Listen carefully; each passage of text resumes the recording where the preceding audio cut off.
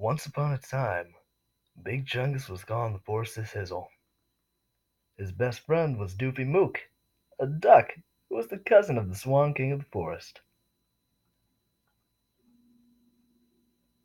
One day, Big Chungus, Doofy Mook, and a few friends decided to go to a party in Bronnerell's hostel, but they had to go in costume, because the Chisney family who was hosting the party didn't like Big Chungus's family, the Booneygoons, because the Chisneys stole the Booneygoons' goat, and the Booneygoons stole the Chisneys' goat, and no one's forgiven each other since. At the party, Big Chungus met another rabbit. Her name was Duty Dobbs. Duty Dobbs was the daughter of Chicky Mouse and his wife. Big Chungus and Duty Dobbs had a fun time together at the party, but neither of them got the other's name until being informed by the handmaiden Junga. Eventually, Big Chungus left with Doofy Mook and the friends they brought with him.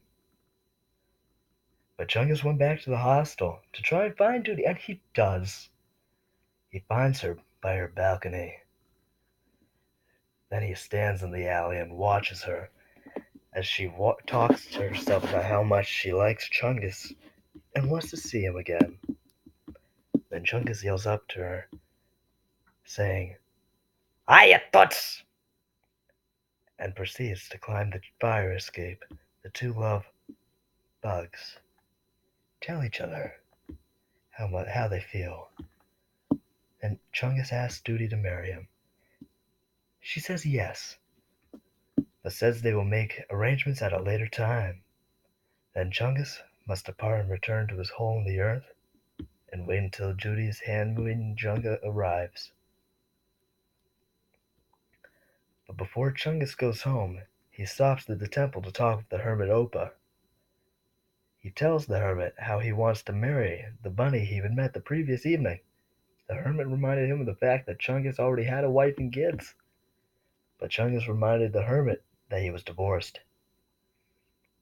Later that day, Chungus went to meet his friends in the shrubbery, where he waited for Junga.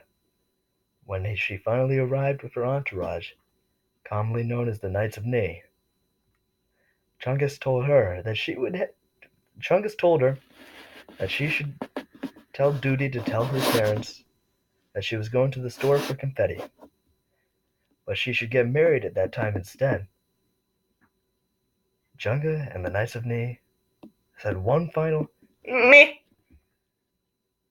and they promptly left the shrubbery.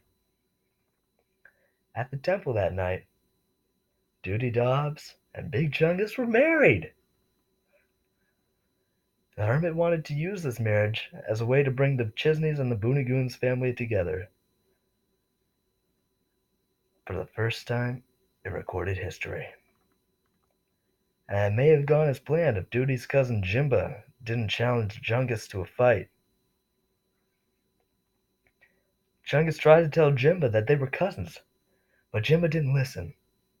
Doofy Mook, Chungus's best friend, decided to fight in Chungus's place. Chungus and his cousin Jiggy Jig tried to break it up, but Jimba scratched Doofy, and Doofy took a nap as Jimba ran home with his buddy Stephen Harwell.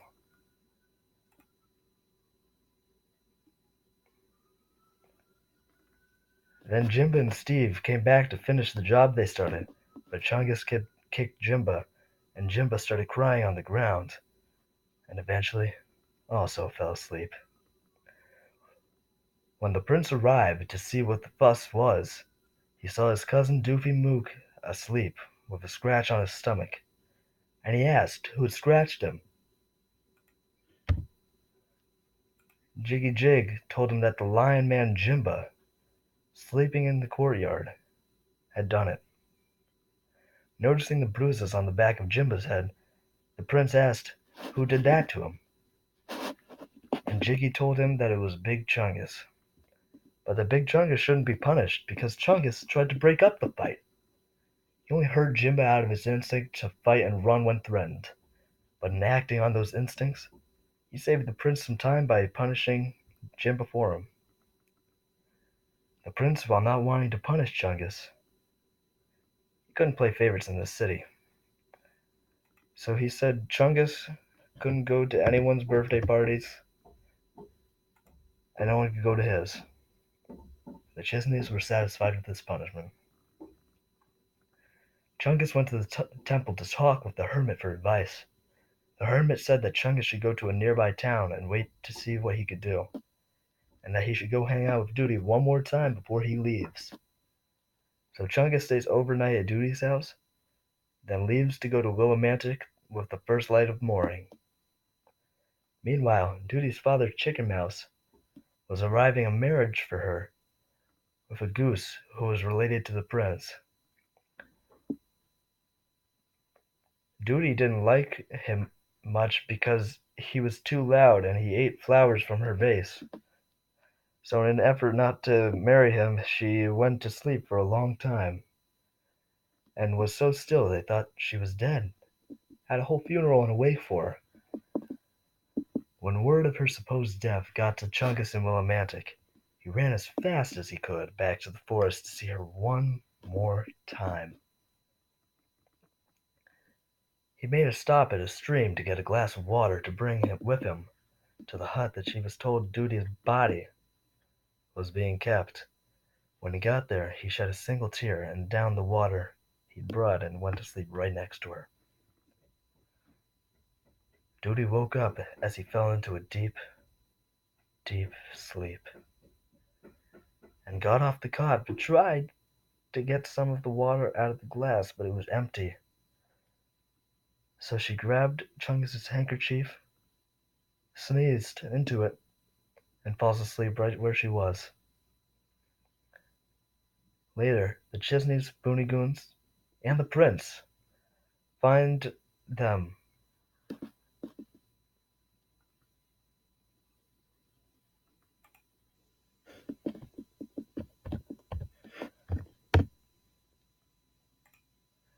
sleeping and wonder why Chungus was there. Then Hermit Opa spoke up and told them everything that he let that had led up to this moment. How he married the two rabbits 2 days before, and how he planned to get the birthday ban off of Chungus's back. The patriarchs of the two families offered goats as a reconciliation for all the centuries of hate towards each other. The end.